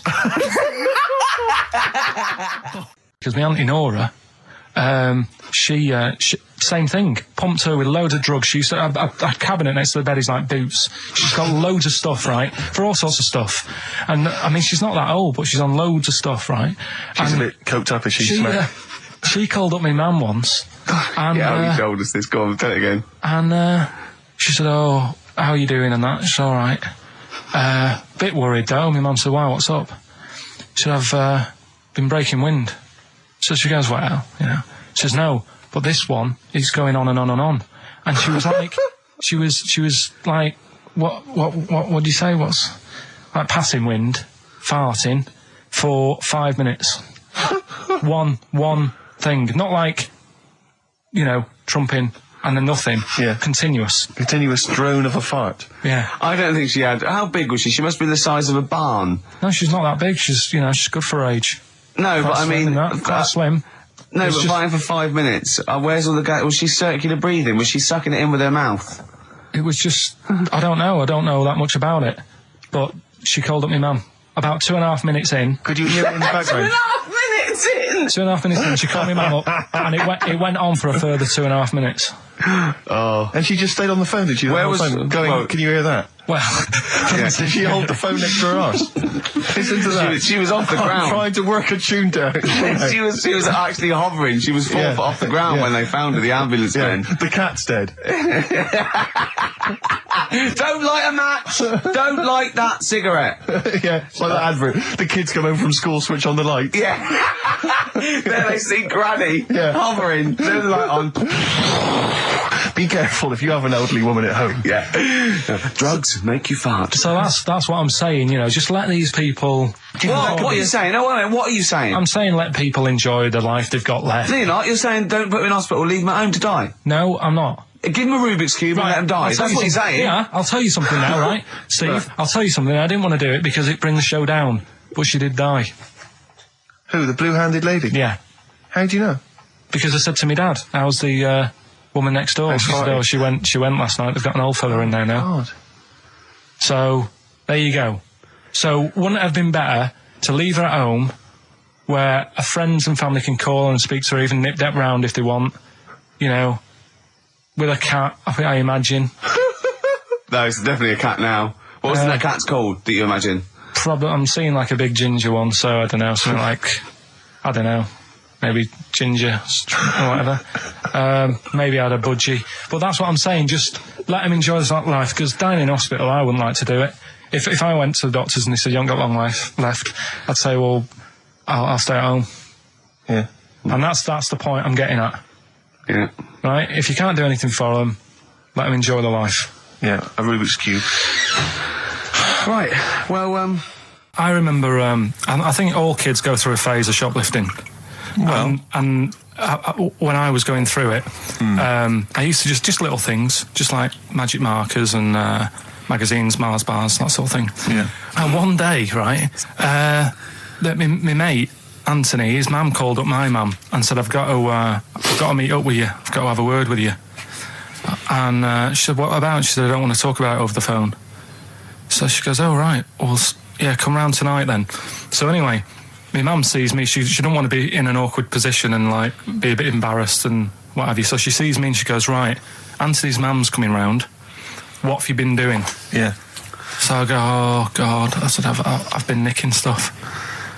So she goes, like, what? So, not big stuff. I've had a few calculators and Mars bars and stuff. How many? I'll just work it out. Hold on. Works out at 7.2 per day. So, How many calculators do you need? so it was when that phase. You failed maths, didn't you? Everyone wanted a calculator. It was like a trendy thing, wasn't it? Oh, yeah. In Manchester a couple of years ago, yeah. So anyway, so I told her all this and I confessed to, like, Computers will make it there one day. I confessed to There's magic in the back of battery. Go on. confessed to nicking all this stuff. She comes round. She only wanted to borrow some money. Brilliant. She said, oh, I don't like asking. I was a bit embarrassed to ask you over the phone, but can I borrow 20 quid? Oh, that's fantastic. And there's me. Bloody, That's great. and it's similar sort of thing to yours. And did you... And he went, hold on, I'm going to work out the interest on that. I bank 10%. She'll owe you £4.40. Yeah. Oh, dear. so your mum was a loan shark. yeah. And did she mention She went, that you did stuff with that other? Because what I'm saying is, presumably you got your mate in trouble. No. Right, you didn't. That's great. Anyway, should we have some more music? Because Yeah, we've go been on. waiting for hours. What are you going to play, Carl? We've got the Cooper Temple Clause lined up. Brilliant. Probably you're thinking, Rick, isn't it time that we do our usual roundup of what's been happening in the news? Yeah, Which we always do every week. Yeah. We always do something, which is, I mean, basically, if you're listening and you're a new listener, say you work at a newspaper, we always try to be informative, just try and put stuff out there that just educates people, informs What are you people. thinking? Well, I said Monkey News is coming up, but what have you got? No, I was just looking on the net there and just found a couple of quite important news stories, probably worth mentioning. Policeman caught photographing. I don't know why it makes me laugh. It's just the phrasing, I suppose. It's the headline. Policeman caught photographing up woman's skirt. No, he wasn't up there taking a picture of Big Ben. He wasn't going, can I just sit up here? I'm just going to take a picture of that seagull over there. No. He was facing the camera up a woman's skirt. He was indeed. Right. A policeman in Japan is facing disciplinary measures after he was caught photographing up a woman's skirt with a hidden camera while on duty. The 42-year-old sergeant, who's not been named, used a digital camera to secretly snap the shots when the woman was reporting a stolen bicycle. So he was actually doing his proper job. He'd obviously thought to himself, I'll bring him a digital camera today. On the off chance a beautiful woman comes in to report a crime or robbery, I'll have it ready, I'll have it positioned, in such a way. But this is interesting. This is how he got caught. Okay? The woman became suspicious after she saw a flash go off. brilliant. I mean, this Not so secret at all. Sorry, did I just see your shoe? Your shoe just seemed to just spring into life there. It was light. There was light. Yeah, I around your think shoe, I've had wasn't someone set fire to some magnesium that was on the end of it. It won't it's happen only, again. Well, it's only you and I in here, and your shoe was just suddenly lit. Why are you standing like that? Why is your shoe just sort of like between my feet? There's no reason. This is how I always stand. What did the bike look like? Flash? So, are you taking pictures of my family? No. And no, I'm not. And you should be wearing knickers anyway. Well, how do you know that? What? How did you know I'm not? How did I know what? I'm not wearing any. I didn't know you. I don't know what you've got up there. Well, I don't know what it looks like, and there's no way I could. Of course, it would be roughly that conversation in Japanese. I know, yeah. This is the Best Of Show on XFM 104.9. I'm Ricky Gervais, with me Stephen Merchant. Yes. I hope you're enjoying the Best Of. I'm amazed that these are the highlights and that we've strung it out this long, Rick. But the good thing about this is, we're not here, we recorded this a couple of weeks ago, just the links, right? This has taken us about 10 minutes for the whole show. We get paid the same. Why don't we do this every week? That's a great idea. High five. Listen to this clip, it's brilliant. Can I just ask Karl how he got on over Christmas? Because the last time I spoke to him, you hadn't bought a present for your girlfriend. I had to say I was on tenterhooks all Christmas. Well, you changed it. After that show, I felt bad, even though I shouldn't have done, because... Because you hadn't bought your girlfriend a Christmas present? Yeah, but I said to you, I booked a table at a hotel in Covent Garden, had Christmas dinner there, which was nice, right? It's good food and everything. Didn't feel like enough to me. Well, then I went out and treated some stuff, and then... No. A couple of days before Christmas, he went, I took Suzanne to that hotel we're going to go to for Christmas dinner. We had tea and cakes. And I went, oh, you treated her? He went, no, she paid for it, but I was just showing her what it was going to be like. That was her extra treat. She paid for it. I love that. Brilliant. Yeah. Well, it was a dear. It was like 150 quid for a meal for two, which is pretty dear. So I'm not going to buy her cakes as well. All right, love, have anything you want. You pay for your own pudding. I'm not mental. Yeah. So you treated her to some other stuff. Yeah, some bits and bobs. What, and then so she chose them and you paid for them? What, the presents? Yeah. No, you chose them and she paid for them, but you know it's the thought that counts. I got them on the way home that Saturday. Well done. And what did you buy? Shops. Well, just some bits. It might be personal, Steve. Well, I don't care. Just some bits. Yeah, Just bits and pieces. leave out the personal bits. What bits? Just little things. And then yesterday, right? A monkey wrench and a new washer for the shower. Yeah. Some recordable CDs that you need for your job. Oh, dear. Now, when you gave those presents to her, did her face light up? Right. I don't want to tell you what they were, right? But she wasn't that impressed. You're going to tell us what they were now, tell us what they are. You even know what they are. She told you on Christmas Day. Hold on, wait a minute. But it doesn't matter what they are. It does matter what they are. It doesn't. It does, Karl. It's you, mate. Of course it doesn't matters. matter. Oh, God! Have you just remembered? Yeah! Right, but there's no need. I've got to tell him, Karl. I really want your permission, because I don't want to be I know it's not, but we know it's not that embarrassing. It's really quite sweet. Yeah, but in a way, right, the way I look at it is, right, Christmas, even when I was a little kid, right, is not... Please let me tell him, Karl. Well, let me just tell you first, though. Oh. Let me tell you why I didn't go all out on the old present front. All right. Justify yourself. Right? First of all, I've covered it up since then anyway, right, with that present, because I bought her some shoes yesterday, and she did say, I'll give you the money for them, but when I get home I said, it's all right. I said, you can have them, right? So not only did I buy her some food on Christmas Day, I got her shoes. She's probably had a And they feel like a horse. Yeah. It's not like, yeah, there you go, there's your shoes, there's your food, right, bed down, see you later. Yeah, but what I'm saying is she's done... fed and clothed. Yeah, did you comb her hair? She's done well this year, right? So... The thing is, done well this year. It's like you're a single parent living on a council estate with a smack problem, and you still managed to buy them some Lego. When I was a kid, right, it wasn't about what you got. I remember one year when I was about 8. Right, Oh, it's going to make me cry, isn't it, this? no, it's not. I'm just saying the way it is, right? I woke up at about 4 in the morning. And I was like, oh, what have I got? And I couldn't sleep. I was that on edge. It's the excitement of Christmas, isn't it? It's like, oh, what's wrapped up? I need to know. Yeah. And it's the fact that people are saying, no, you won't know until tomorrow. Yes. That annoys you and winds you up. Okay. So I got up at 4 in the morning, opened my presents, and then went, right, I know now, went back to bed, had a great sleep. Yes. Right? So it's nothing to do with the excitement of what you get. It's the excitement of not knowing what you've got. And then what happened when you got up to go down with the presents? What you're saying to me is that you could wrap up a brick because the thrill of Christmas is in hoping and being excited about what it is, not the actual gift itself. Yeah. Is that what you did? Did you get a brick? No, let me tell you now what he got. He got her a present, right? And she said, she came. I said, yeah, he got me. It was an industrial-sized packet of condoms. It was a joke gift. No, it No, it wasn't a wasn't a joke. joke. It wasn't even a joke. I went home that Saturday after here, past Boots, thought, might have something in here.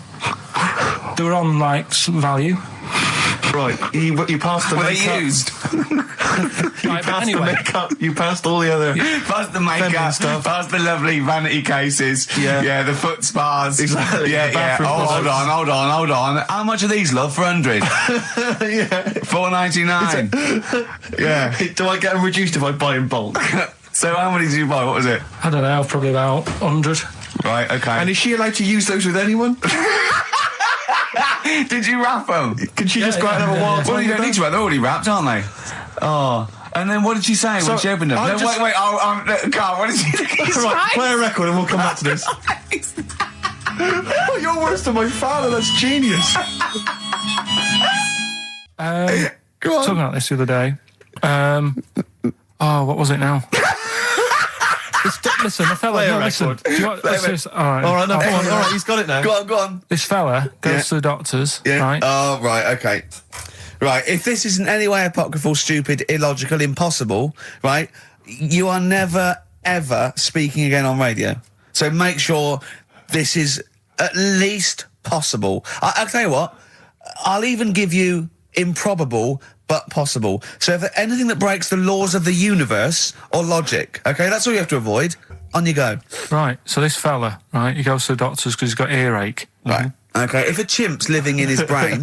that he go on. So he's got earache, he's sat in the waiting room and his ear's all bunged up and it's hurting a lot and what have you. So the doctor comes out and he goes, right?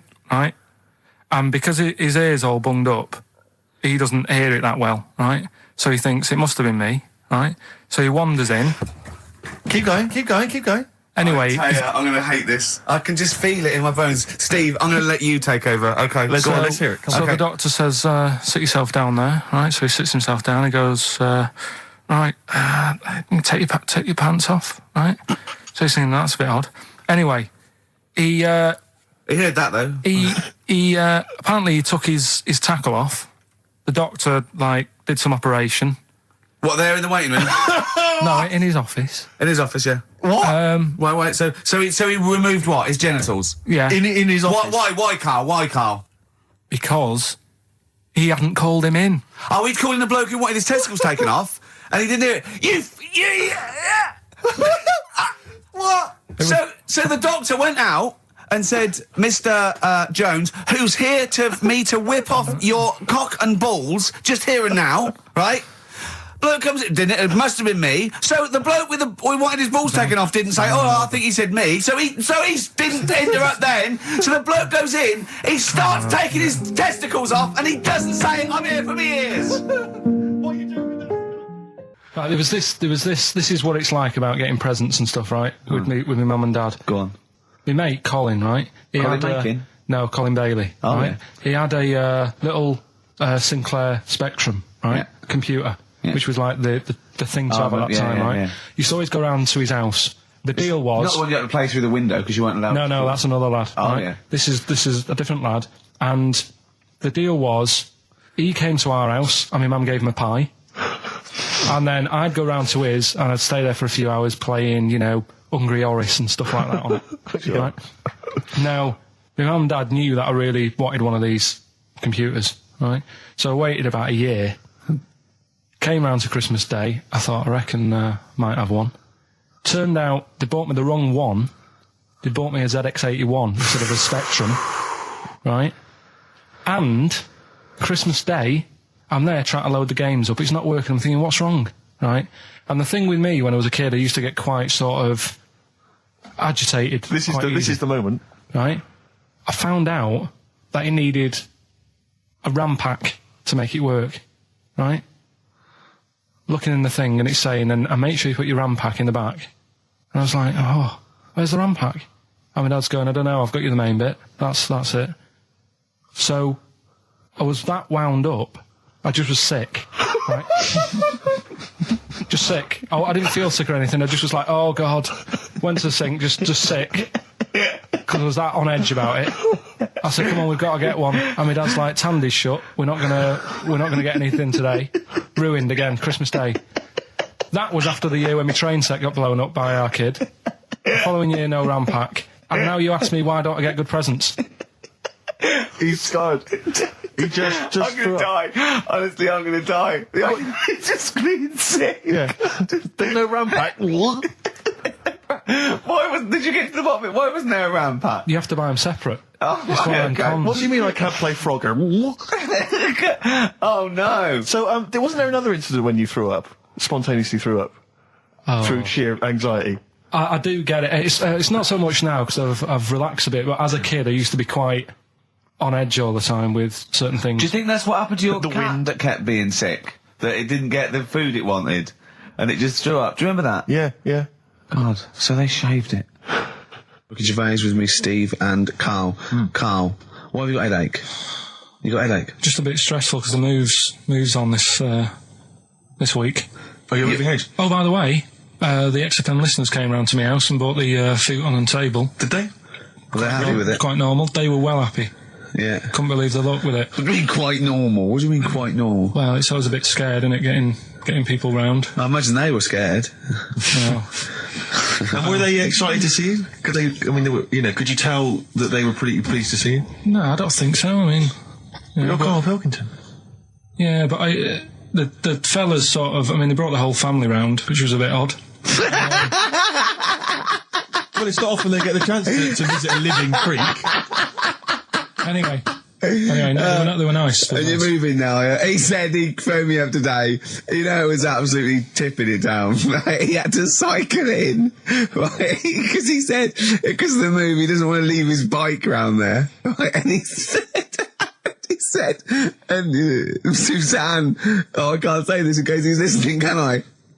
He won't know. He said Suzanne's hired the oldest removal man in London. You should hear him. And the thing is, right, we booked him because everyone else happened to be booked out, but this fella's free, right? So he called up this morning. I've never spoke to him, but he was on the phone. He sounded about 90. Yeah.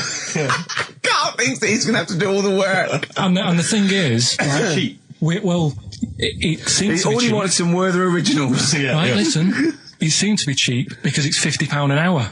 But how long is it going to take him? Yeah. Oh, that's So, genius. When's the move on then? When's the... He's coming round. He came round today to bring some empty boxes, and he was struggling with them.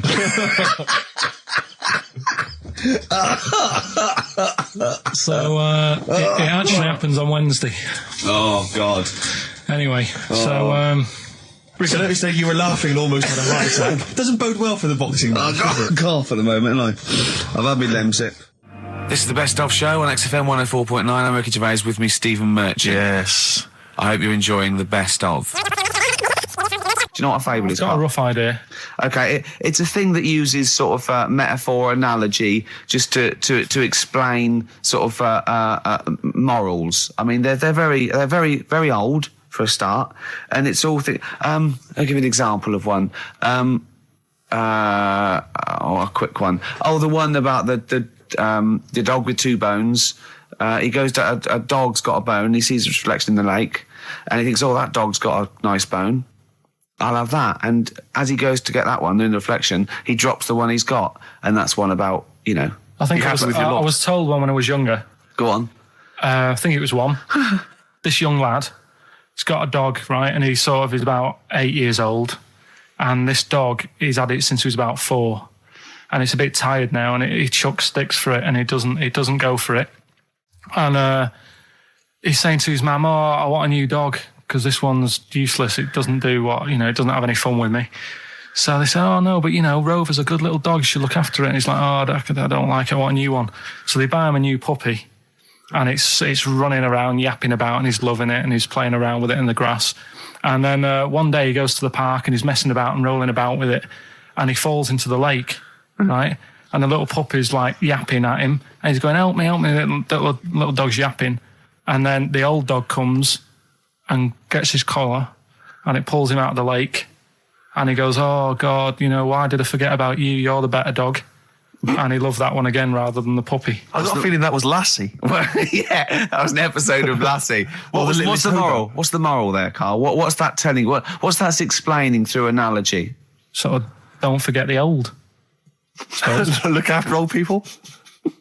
I remember there was one I heard once about a young boy who got trapped in a lake inside a cage. But he loved his trainers so much he wasn't going to get them wet. But even though he had to get out there, and even though he thought that was the important thing because it's material value, he actually drowned, and the trainers were no good to him then. Got some new ideas for you. Go on. Well, they've all been blinders in the past. Go on. Did you do any competitions when I was away? Did we? I think we did, didn't we? Did we give away a DVD? Did we? Yeah, we did. Yeah, go on. Yeah, right. Go on. Anyway. Well, I thought some... This isn't like radio, is it, as we know it? This is just people talking. If the mic's on, it's luck. Yeah. If anyone's listening, I've no idea what they think of this show. It's not a show. Not in the traditional sense. No. Okay, then you're going to change with that kind. Because a show suggests a certain form of presentation. Yeah. A certain pride. And when we do present it... dare I say, some planning. Yeah, and when we do, it's ruined by him pressing the wrong button. Yeah, but I've got some planning here. Go on then. Quizzes. What I did was when I was on holiday. Yeah. Right. You said come up with a new idea, right? So the best way of coming up with ideas is sort of thinking, sort of nicking a TV show name and then twisting it a bit. Yeah. So. Or just rip off Simon Mayo's idea completely. That's good advice for anyone out there. I didn't. Yeah. If you're interested in ideas. Carl is presently running a course writing for TV. Yeah. And that's the lesson 1, isn't it? Just rip something else off. Just do it and change the title slightly. Yeah. Well, go on. This one I haven't really got. I don't know what to do on the game, but I'm thinking Strike It Ricky. That's all you've got? That's what you've come up with. How long did that take? Through. What is that? I just thought it sounded a bit like Lucky. Forget that one then. Yeah, forget that one. Okay, yeah, well, no, good. No, we all have hits of this. Even Spielberg's, not all his films, can hit the. Go on. Right. No, okay, no, it's a good. Go on. Yeah. Remember Big Brother? Yeah. Do I remember Big Brother? No, go on. Big Mother, right? You call in. If your mum's heavy, you win a CD. What do you mean? How can you prove that? All right, forget that. Right, ER. Here's one. Right, ER. Good one. No. Yeah, no. The Price is Right. Remember that? Yeah. Right. The Price is Ricky? No. The Rice is Right. And what I do, I read from an Indian menu and a Chinese menu. You tell me whether you have pilau or egg fried. He's a genius, isn't he? He really is a modern. That one. Let's go into this one. Let's not cross this off right away. Go on then. What do you read from what? Well, I'll get a couple of menus from like an Indian and a Chinese takeaway. Yeah. And I'll go like, chicken Coma. Well, could I just suggest that as it's an Indian, it'll be pilau, and anything you read out that is... Yeah, but you don't know which one I'm reading from. What, the chicken korma's Indian, isn't it? Yeah, so you go pilau. But then Well, you might as well say Indian or Chinese. No, because then the name wouldn't work. The rice is right. Okay, yeah, I forgot you're working from the title backwards, aren't you? Okay, yeah. I'm so confused. I don't know where I am or what day it is. A programme that they've been in on Channel 4, right? Can you cross that out? We're not doing The Rice is Right I either. don't understand The Rice is Right. No, go I'll on. tell you that later. We'll have a game in the office, right? A game that they've been in on Channel 4, but has got really big viewing figures. Well, obviously not. Right. Or they wouldn't be binning it. Go on. Do you know 15 to 1? Yeah. They're getting rid of that, right? Are they? I'm thinking 15 Taiwan. Get some items that are made in Taiwan, right? Get 15 items, and I say what they are, and then you go, oh, I bet it's the vase. Or something. That's the one that's made in Taiwan. Yeah. Just explain that again very quickly. No, don't go. Oh, Cross it out. forget that. Cross it out. 15 Taiwan. Tell you a job I don't like. What? I wouldn't want to be doing. The woman, there's a little woman who sits in the little snack stall on Finchley Road station. Yeah. And I don't know how to describe it really. She is surrounded by snacks. She can't move for snacks. It's Does it like look like American Beauty, but with different... not dissimilar to that. Yeah. It's a little hut on the station, and it's like if you go to the seaside, you can put your head through one of those cardboard cutouts, and it looks like you're a big fat person, whatever, and you can have your photo taken. It's like an equivalent of that, but it's just snacks everywhere. She's got bananas up to her chin. She's got chocolate coming down to her eyes, crisps either side of her. She can't move. She can't do 360 degrees. She's like packed in there. I don't know how she gets in there. I think they put her in there first, and pour in the bananas. Yeah. Then they go pour in the nuts. She has and 2 hours of makeup before they open, exactly, yeah. dressing her in there. Because I'll ask for something from the fridge, and she cannot turn her head to see. She has to go by feel alone, just to feel the fridge and get stuff out and pass it. And often I'll say, that's not what I wanted, but she can't. You've got to let her off. It's extraordinary. Dear. But there's no music playing, Does she have there's to nothing. sell her way out of it? Exactly. If it's a slow day, she's stuck there till the next day. Yeah, it's like a world-breaking attempt. Yeah. Carl, what job wouldn't you want to do? Well, any job. You're a lazy... You're joking, aren't you? I've done loads of stuff. I'm quite happy now doing what I'm doing. Yeah? You look happy. Trying to think. You sound happy. Yeah, I mean, calm down. You on drugs? I'm all right. Are you on happy E? before England have won and that. I'm happy for them. Yeah, go on, happy for them. I'm happy in that. Yeah, what do you mean happy for them? We are England. Happy for us. Yeah. I mean, we didn't play. I did very little towards it. No. It was mainly Johnny Wilkinson. Yeah, I and the barely other- contributed. Switching on the TV was about as much as I did. Exactly. And shouting, come on! Yeah. Talking about jobs and that, though, I was reading the other day about, rubbish jobs that people have had and I stuff. haven't got time when I'm at work, man. I just get on with it. I'm not squiddly diddly. Fingers in pies, different jobs. Go on. Do you know Ivor the Terrible? Ivan. He, His Russian. Yeah, that was the Welsh fella. Who was bloody awful, but not as bad as his Russian cousin, Ivan. Go on. he had a fella doing some work for him, right? This fella built his house. After it was done, right, the terrible fella was like... fella Ivan. He was going, oh, it's brilliant, you've done a good job there. Yeah. I don't want you to build another one like that. Took his eyes out. Just stopped him making an house like that. Another Yeah. one. Blimey. That's bad, isn't it? Why didn't he take away his trowel? Then he could have seen, but he couldn't have built a house without a trowel. You can't build a house without a trowel. Yeah. Makes you I think, suppose he probably later thought that once he'd been nicknamed Ivan the Terrible. Yeah. He Good, thought, why? Because you I- gouge people's eyes out. Yeah, but I didn't want to build another house. I know, but Take his trowel away. What would I have been then? Ivan the crafty at most. exactly, yeah. Ivan the jealous, Ivan Yeah. the spoilt brat. But Yeah. Ivan, gouge someone's terrible, eyes. isn't That it? is bloody terrible. I'm surprised you're not called Ivan the... Do you know what I mean? Yeah, you're going to go down in history like with Vlad the Impaler. Yeah. He's mainly remembered for impaling people. Yeah, he did a lot of other stuff. Did a load of great charity work he did. It's The not impaling remembered. is the thing that's really gone down in history. When were you reading about Ivan the Terrible? No, it's just or little Ivor stories. the Terrible is the thing you remembered from this informative article. No, it was just little bits like that. Talking about him, there was a thing about someone who worked for that fella who painted the ceiling. Sistine Chapel. Yeah, Okay. there was a thing, a woman who worked for him in his house. And I love how you assimilate information when it's just bordering on the academic, or just the interesting and true. It's wonderful. Ivor the Terrible gouged someone's eyes out 'cause built him an house. That fella who painted that ceiling had a woman work for him. Imagine if you wrote that down in an essay. Imagine if you wrote that in a school essay. Well, you'd probably end up with not getting a grade or... Yeah, or thinking you turned out to more than you had. Exactly. Anyway, the woman who lived with... Yeah, the woman who lived in a shoe. Go on. Yeah, there was this woman who lived with him, and she used to, like, you know, go out and do all this shopping and that. Yeah. But because she couldn't read or write, he used to have to draw everything that he wanted. Why couldn't he just tell her? I don't know. No, but no, wait. That's an excellent point. Could she talk? Yeah, but if it's a big list and that, loads of different coloured paints. But why and couldn't stuff. she draw on a piece of paper? Why did he have to do it? Because he's a better drawer, isn't he? That's the point. That's it. That is. We were just looking for the logic of the story. You found it. You've done it. Play a record. She's a better drawer.